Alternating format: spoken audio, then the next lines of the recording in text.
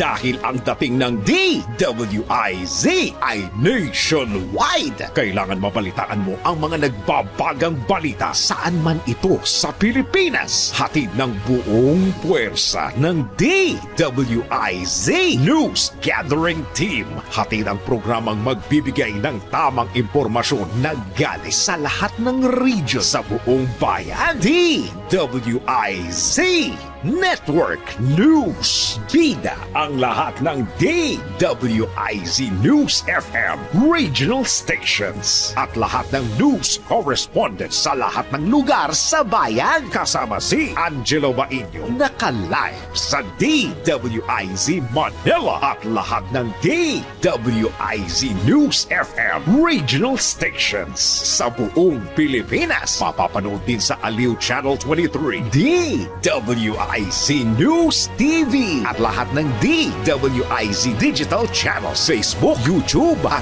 DWIZ News website. DWIZ Network News. Magandang araw Pilipinas! Dakuhan natin ang mga balita mula sa iba't ibang panig ng bansa. Samahan niyo ako sa balitaan. Ako po si Angelo Bainio. At narito ng headlines sa DWIZ Network News. DWIZ Network News. Babae, pinagsasaksak ng live-in partner sa Bacolod. DWIZ Network News. 25 years old na babae na hindi nagpautang, pinagsasaksak ng kanyang pinsan sa Cagayan de Oro. DWIZ Network News. Lending collector, patay sa pamamaril sa Sultan Kudarat. DWIZ Network News. Lalaki, patay sa saksak sa Bulacan. 3 sospek, arestado. DWIZ Network News. At sa ating highly recommended, dumayo tayo at mag-explore sa The Happy Island of the Philippines, ang Catanduanes. Lahat hagip, lahat alam sa DWIZ Network News. Kasama sina Angelo Bainio. At para sa detalye ng mga balita, patay ang isang 30 anyos na babae matapos umano siyang pagsasaksakin ng kanyang 39 anyos na live-in partner sa kanilang bahay sa Bacolod. Ayon sa Police Station 8, narinig ng mga kapitbahay ang pagtatalo at nakita ang biktima na sugatan bago siya dinala sa ospital. Idineklara siyang patay sa ospital dahil sa mga natamong pinsala. Naaresto ang sospek ngunit pinalaya dahil walang naihain na kaso laban sa kanya. Iginit ng sospek na hindi niya sinaktan ang biktima at sinasabing siya mismo ang nakasakit sa sarili. Inihahanda pa ng pulisya ang mga dokumento para sa posibleng pagsampa ng kaso laban sa sospek. DWIZ Network News.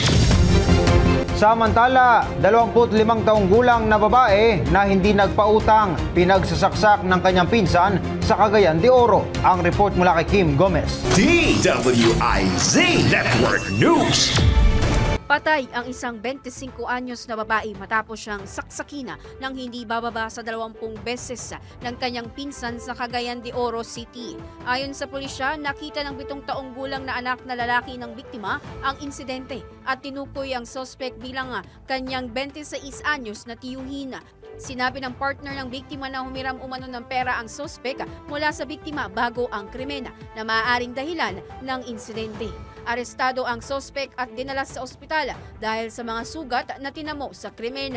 Naharap naman sa kasong murder ang salarina. Para sa DWIZ Network News, Kim Gomez, nagbabalita ng tama, naglilingkod ng tama. DWIZ Network News. Lending collector, patay sa pamamaril sa Sultan Kudarat. Ang report mula kay Kent De Villa. DWIZ Network News.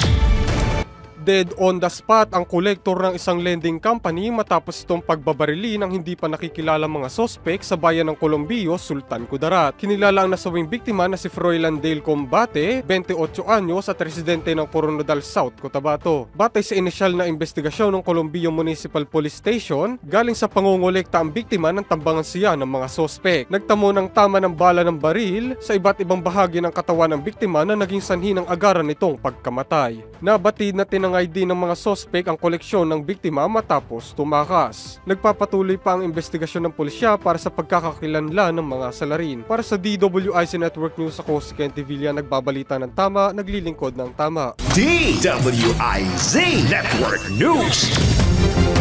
Lalaki patay sa saksak sa Bulacan, 3 sospek arestado. Ang balita mula kay Melissa Tariga. DWIZ Network News.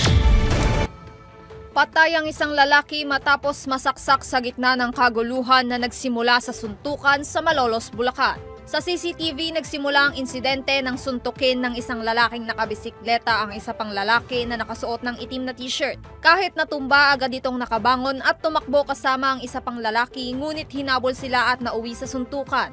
Sa sumunod na pangyayari, napaupo na lang ang isang lalaki sa bakod matapos suguri ng isang lalaking nakasuot ng jersey. Dito nabatid na siya ay nasaksak. Hindi pa malinaw ang pinagmulan ng kaguluhan.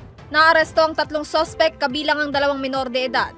Ang mga minor de edad ay nasa pangangalaga na ng CSWDO, habang ang 23 anyos na sospek ay nasa kustodiya ng pulisya. Nahaharap ang mga sospek sa kasong homicide. Para sa DWIZ Network News, Melissa Tariga, nagbabalita ng tama, naglilingkod ng tama. DWIZ Network News.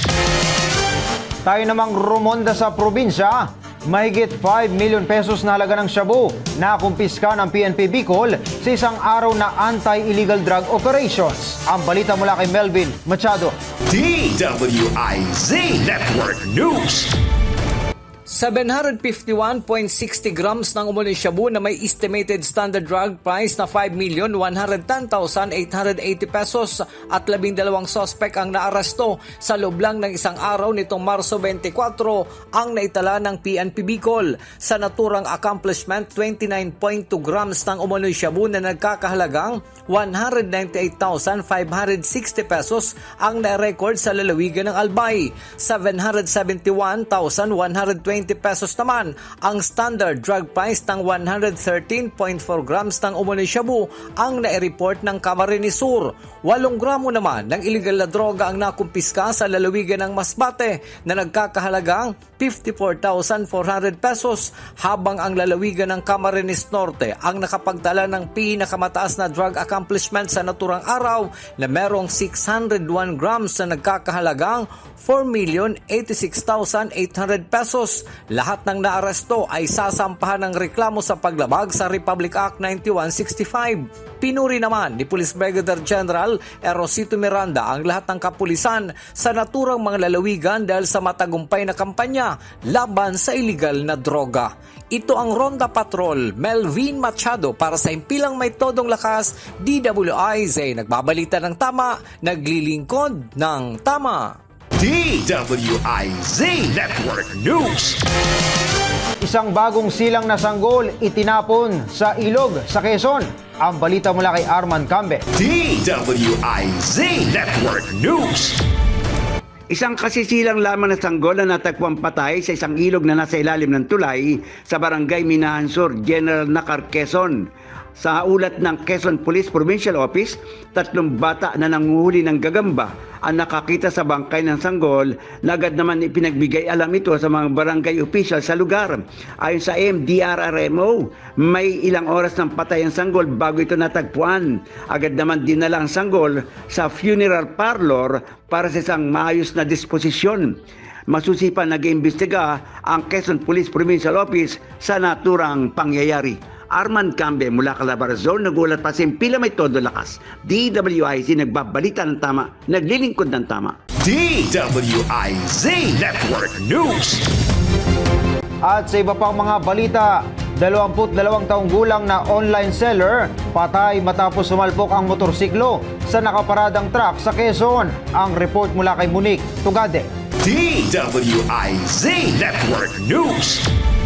Napatay ang 22 anyos na babaeng online seller matapos bumangga ang kanyang minamanehong motorsiklo sa nakaparadang sirang truck sa kahabaan ng Tayabas Pagbilao Road sa Pagbilao, Quezon. Kinilala ang biktima na si Ethel, online seller at residente ng nasabing lugar, habang ang driver naman ng truck ay si Rene, 48 anyos, residente sa Atimonan, Quezon. Ayon sa ulat, may kargang graba at lupa ang truck at inihinto ito ng driver matapos ma-flat ang dalawang gulong. May hazard light at early warning device ang truck para makapag-alerto sa mga paparating na sasakyan, ngunit ang layo nito ay malayo sa itinakdang tamang distansya. Dagdag pa ng pulisya, walang suot na helmet ang biktima at may kadiliman sa lugar na posibleng nakaapekto sa kanyang visibility habang nagmamaneho. Tinitingnan pa ng mga otoridad ang posibleng pananagutan ng driver ng truck dahil sa umano'y kakulangan sa sapat na babala at hindi agad paglipat ng truck sa mas ligtas na lugar. At para sa DWIZ Network News, Monique Togade, nagbabalita ng tama, naglilingkod ng tama. DWIZ Network News.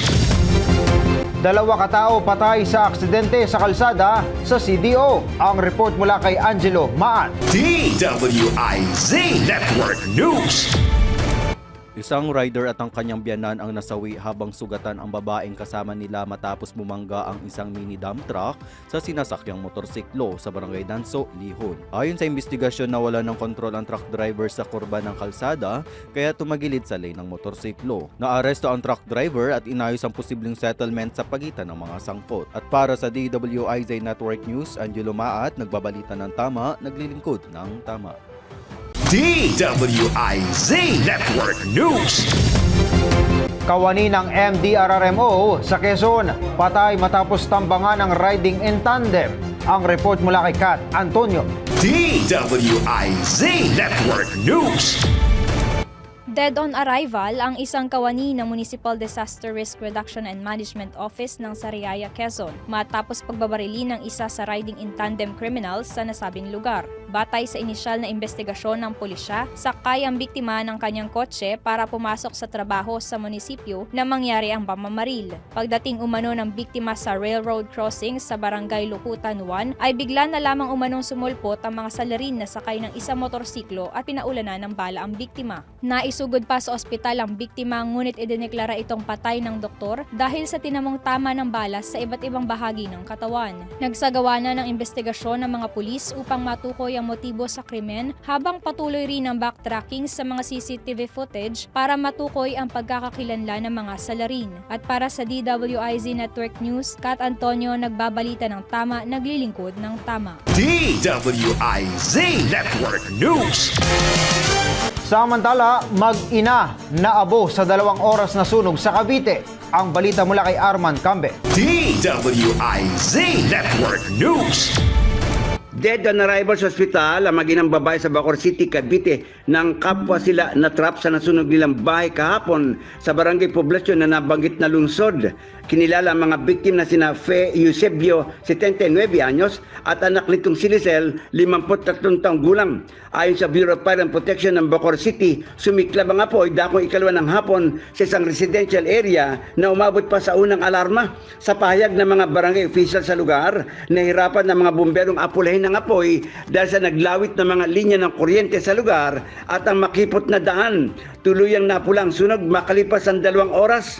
Inaalam pa ng mga otoridad ang halaga ng natupok na ari-arian at kung paano nagsimula ang sunog. Arman Cambe mula Calabarzon, nagulat pa sa pila may todong lakas. DWIC nagbabalita ng tama, naglilingkod ng tama. DWIZ Network News. Mangingisdang ilang araw nang nawawala, naisalba na ng PCG sa Baho di Masinloc. Ang report mula kay Jennifer Go. DWIZ Network News. Tagumpay na nailigtas na Philippine Coast Guard ang isang mangingisdang nawawala matapos ang 5 araw sa dagat sa isinagawang maritime patrol at search and rescue operations sa kadagatang malapit sa Baho de Masinloc, Zambales noong Marso 20 taong kasalukuyan. Ang nasabing mangingisda ay 32 anyos at residente ng Wawan Way, Subic, Zambales ay naiulat na nawawala matapos hindi makabalik ang kanyang bangkang bebelot na nasa ilalim ng FB Gabriel Herus 6. Ang impormasyon tungkol sa kanyang huling lokasyon ay natanggap sa pakikipag-ugnayan sa BRP Cape San Agustin MRRV-4408. Pagdating sa naturang lugar, nagsagawa ng search operations. Ang PCG at kalaunan ay nakita ang nawawalang bangka sa tinatayang 78.98 nautical miles kanluran ng Capon Grande, Zambales.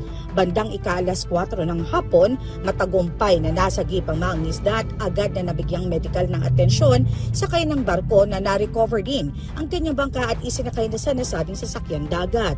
Ang BRP Cabra MRRV-4409 ay umalis na sa lugar at kasalukuyang patungo sa Subic, Zambales para sa maayos na pag-turnover sa nasagip na mangingisda.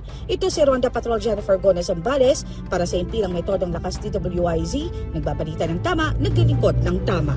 DWIZ Network News. At para naman sa ating highly recommended, dumayo at mag-explore sa The Happy Island of the Philippines, ang Catanduanes. DWIZ Network News. Mga lugar na pinuntahan ng ibang tao, mga produkto, serbisyo na rekomendado. Alamin sa Highly Recommended.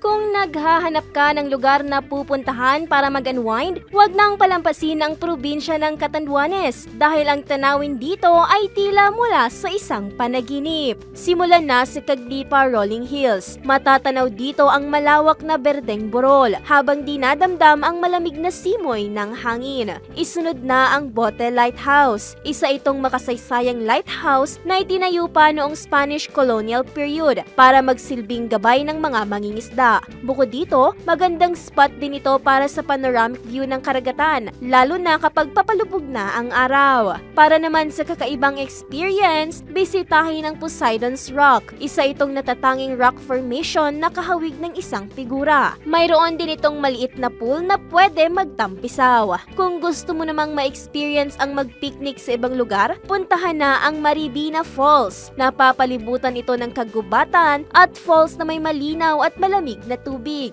Hindi rin dapat mawala sa itinerary ang Balakay Point. Perfect place ito para tumambay kung ikaw ay nature lover. Kaya ano pa ang hinihintay mo? Tara na at sabay-sabay tayong masurpresa sa kagandahan na taglay sa lugar na tinaguriang The Happy Island of the Philippines, ang probinsya ng Catanduanes. At yan ang ating highly recommended. DWIZ Network News. Iba pang mga balita sa pagbabalik ng DWIZ Network News. Saan man, kailanman, laging nagbabalita ng tama, naglilingkod ng tama. DWIZ Network News. Lahat hagip, lahat alam sa DWIZ Network News. Kasama sina Angelo Bailio.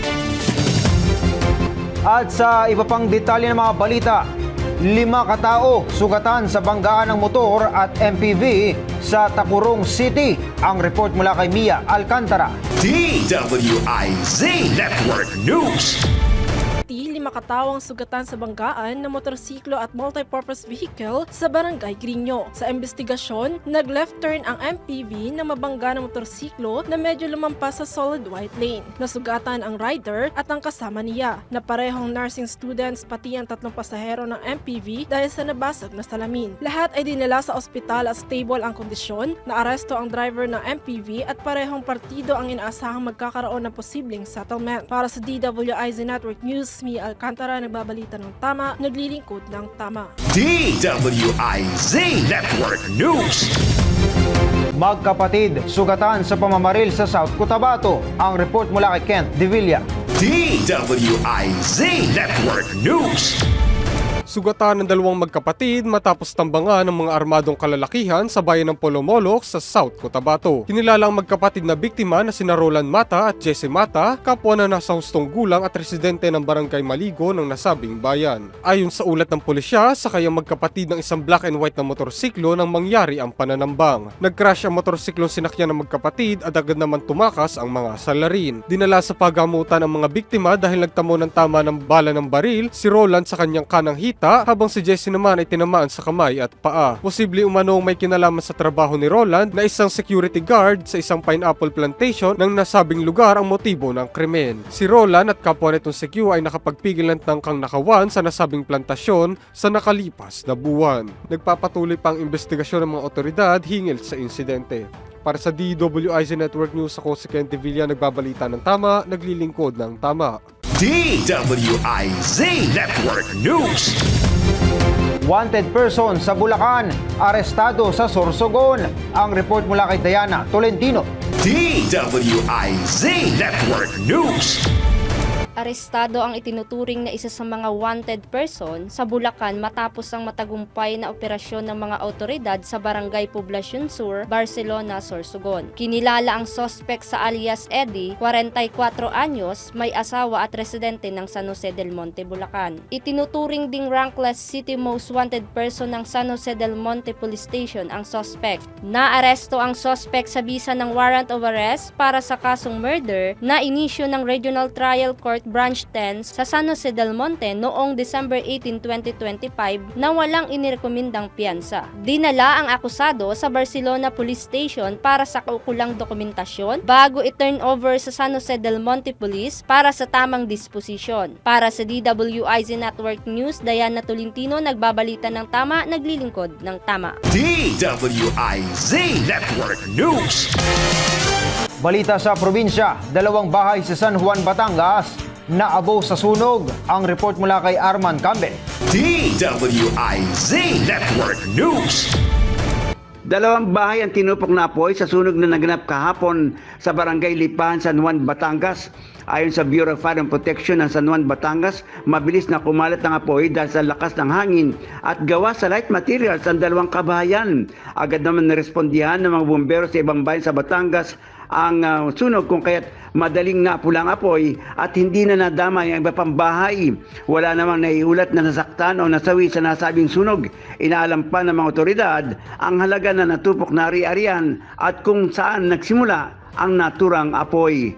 Arman Campbell mula Calabarzon, nagulat pa siyang tila may todong lakas. DWIC nagbabalita ng tama, naglilingkod ng tama. DWIZ Network News. Samantala, tropa ng militar at mga rebeldeng NPA nagsagupaan sa Occidental Mindoro. Ang report mula kay Mariboy Isibido. DWIZ Network News.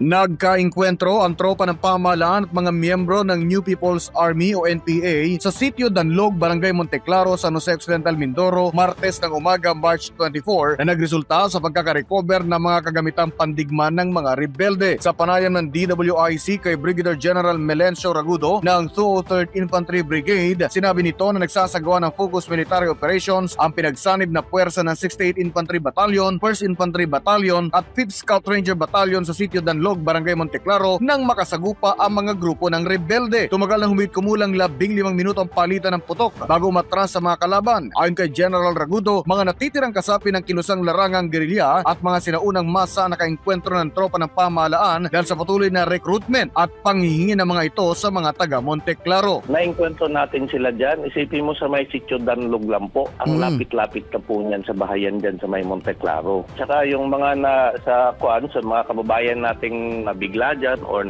natakot sa putukan kahapon, wala namang mangyaring ganyan kung hindi to napupunta talaga at nag-i-insist na bababa dyan sa mga may mga bahayan or may mga barangay, may Monteclaro. Monteclaro is a big barangay of San Jose. Kagad na nagsagawa ng pursuit operation sa mga sundalo at na-recover ang isang M653 rifle, isang short magazine na may 7 bala, isang rifle scope at isang backpack naglalaman ng personal na gamit. Walang naiulat na nasawi o nasugatan sa panig ng pamahalaan habang hindi pa matukoy ang bilang ng posibleng nasugatan sa panig ng NPA. Nakakita rin ang mga tropa ng bakas ng dugo sa pinangyarihan. Ang nangyari is nabigla din siguro sila, nagulat, naiwanan din yung mga gamit. Kung makita mo yung mga pagkain na presko mga bigas, mga bagong ani, saan naman ang galing yun? So mga sa part ng mga kasundaluhan, wala po tayong casualty. Sa kanila is maraming bakas ng dugo na nakita. bata, dun sa mga pinagtaguan, tsaka yung sa mga lugar na pinag-withdrawhan nila. Nasundan po ng mga sundalo natin hanggang ngayon. We're having a pursuit operation. Andun pa rin yung mga traces ng blood. So, ibig sabihin may mga tinamaan talaga. Ayon kay Brigadier General Melencio Ragudo, patunay ang insidente sa patuloy na operasyon ng militar sa Occidental Mindoro. Patuloy sinasagawang pursuit operation upang matunton ang mga tumakas na rebelde. Tiniyak din ni General Ragudo na ligtas ang lugar sa mga sibilyan para sa mga nagpaplanong mag-outing o maligo sa mga ilog malapit sa pinangyarihan ng engkwentro. May assure ko lang yung public natin dyan,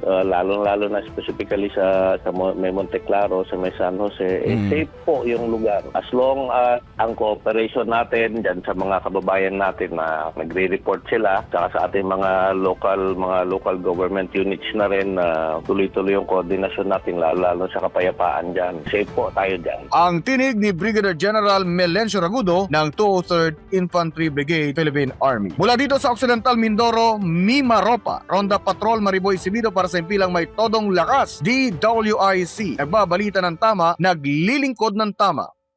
DWIZ Network News. Ilang piling universidad sa Calabarzon na mayagpag sa electronic board exam. Ang report mula kay Arman Cambe. DWIZ Network News. Ilang sahanay ng mga mahusay na universidad sa bansa ang siyam na pangunahing university sa Calabarzon nang mapasama sa top 10 ang kanilang mga estudyante na kumuha ng board exam sa 2026 Electronic Technician Licensure Examination. Base sa tala ng Professional Regulation Commission, 1,907 sa 2,440 examinee ang pumasa. Nanguna sa hanay ang Polytechnic University of the Philippines sa Maragondon na nakakuha ng number 2 spot sa gradong 93%. Pumangalawa ang Batangas State University at pangatlo naman ang Cavite State University.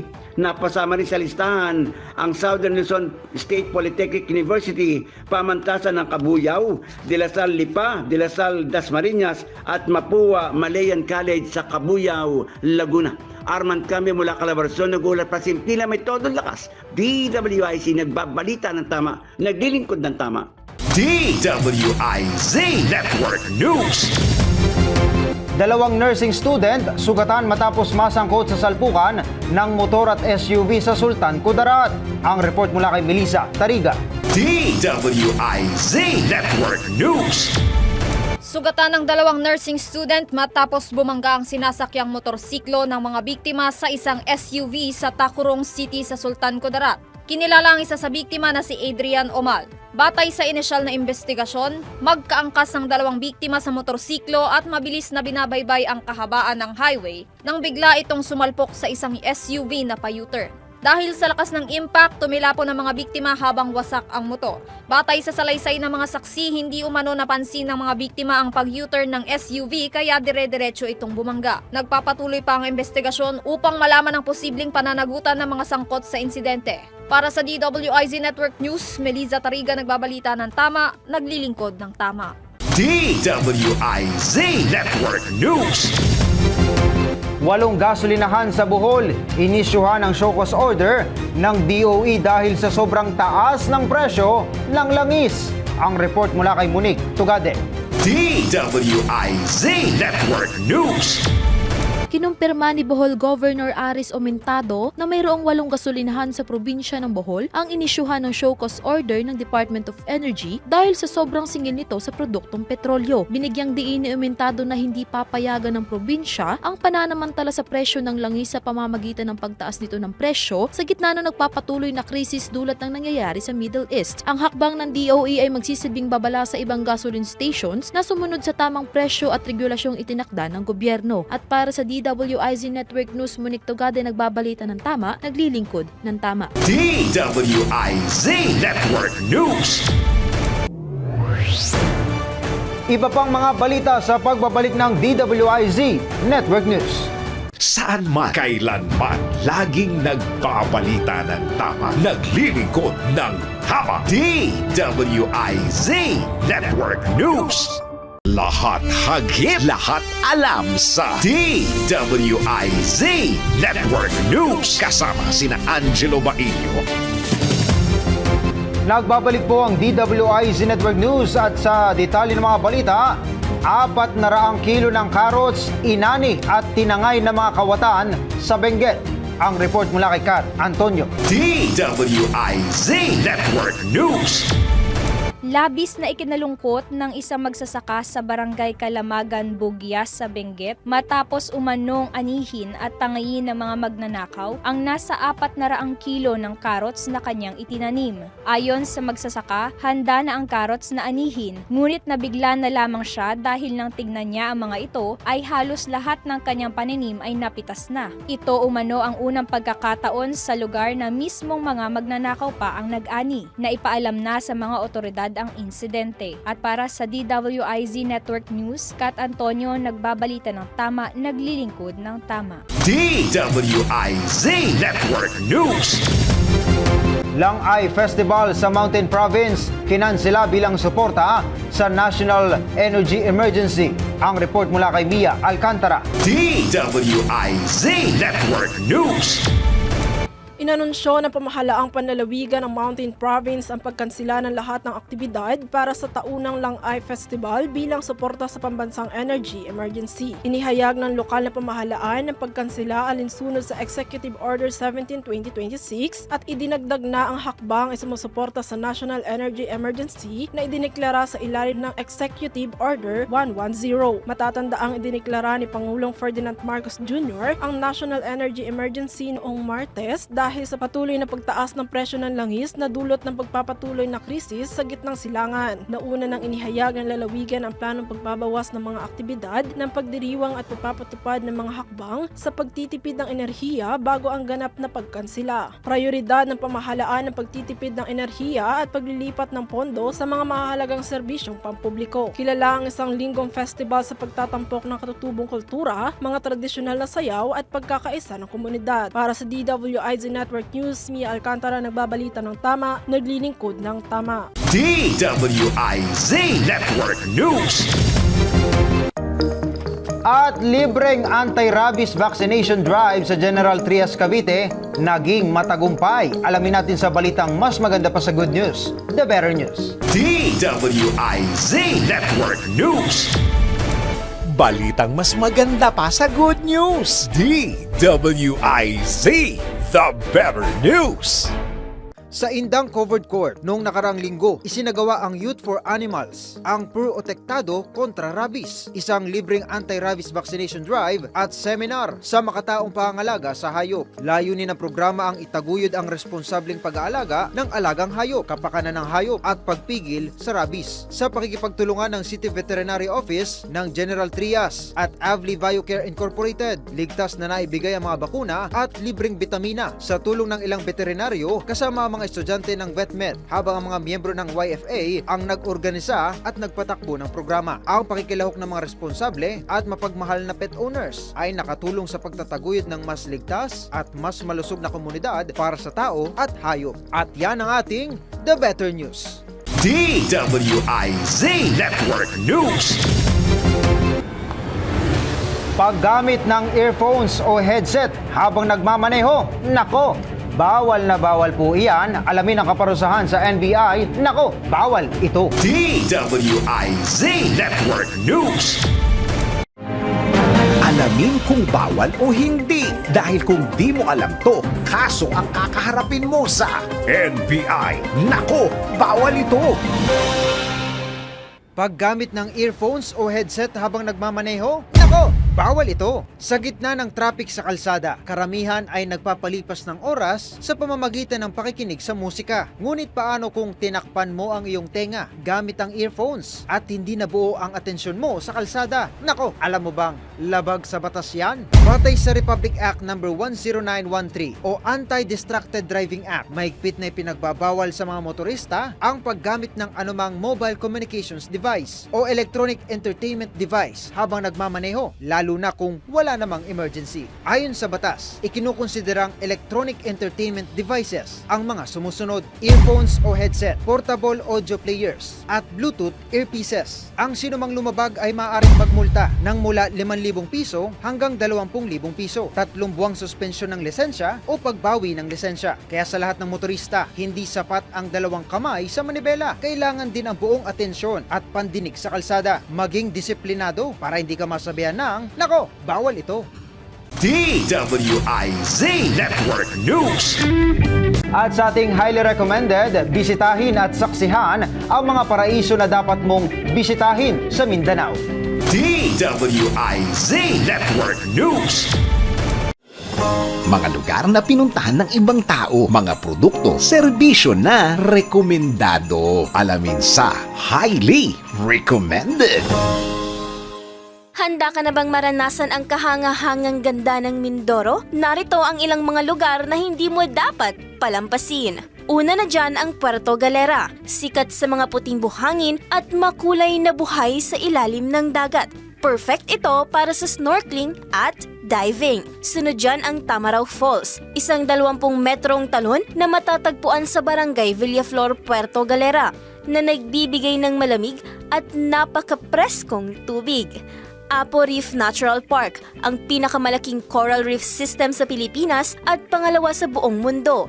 Isang paraiso para sa mga divers at mahilig sa nature. Mount Halcon, para sa mga mahilig sa hiking. Ito ang isa sa pinakamataas at pinakamahirap akyatin na bundok sa bansa. Ngunit sulit ang pagod dahil sa breathtaking na view sa tuktok ng bundok. At ang Pebble Beach sa Baco, isang kakaibang beach na binubuo ng makikinis na bato sa halip na buhangin. Perfect para sa mga nais ng tahimik na bakasyon. Kaya ano pa ang hinihintay mo? Halina't tuklasin ang mga natatanging yaman ng Mindoro. At yan ang ating highly recommended. DWIZ Network News.